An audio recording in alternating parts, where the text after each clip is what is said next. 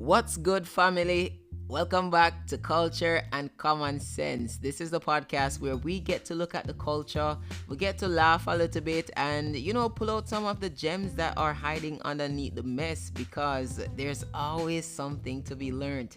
I'm your host, Bwoizy, and today we're gonna be talking about the wildest flex in modern culture. We're gonna be talking about looking rich while being broke.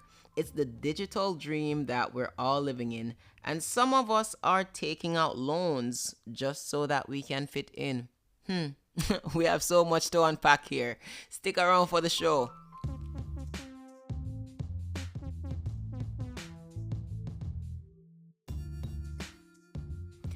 Have you ever scrolled down your timeline and you feel like everyone you see is in Dubai or Tulum, eating gold covered sushi, wearing Balenciaga, Amiri jeans, buying blinged out timepieces, and you wonder to yourself, what do these people actually do for work? Who is paying for all of this? Because you never see these people doing anything but living luxuriously. But the thing about it is that it's all a lie. Most of it is just smoke and filters. People are broke but branded. You see them dripped out in designer, driving luxurious rentals because they can't actually afford to buy the cars. They're living for likes, but at the same time, they are not able to afford the lifestyle that they are trying to portray. A lot of these people that you see just living luxuriously can't even afford brunch because their accounts are in the red. And it's actually kind of sad. And somehow, us regular civilians, we keep on getting sold on the lie. But what I want to remind us, and I say remind us because we already know this, but I want to remind us that social media is not reality. It's just a snapshot, like a little highlight reel of what some people are able to do, but it doesn't show the budgeting and the breakdown and all of the sacrificing and the lying that some of these people have to do in order to portray these lifestyles. And you have a lot of folks out here who are going broke just to prove that they belong to a lifestyle that they are not able to afford. And I don't want that for us because that's not right.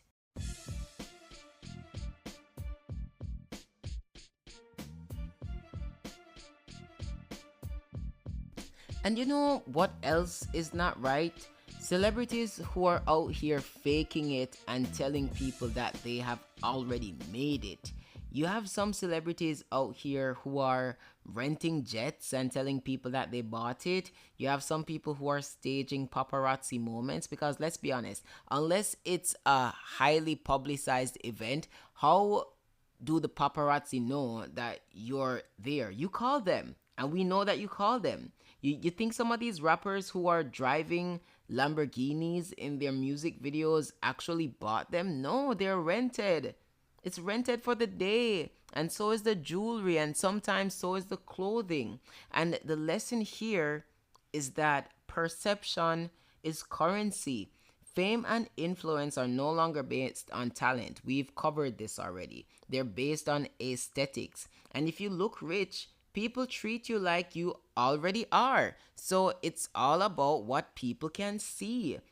Now, I know that you're probably asking yourselves, where is all of this pressure coming from? Why do people feel as if they have to lie in order to be accepted by the masses? And the thing about it is that we have created this culture where looking like money is more important than having money or actual peace of mind.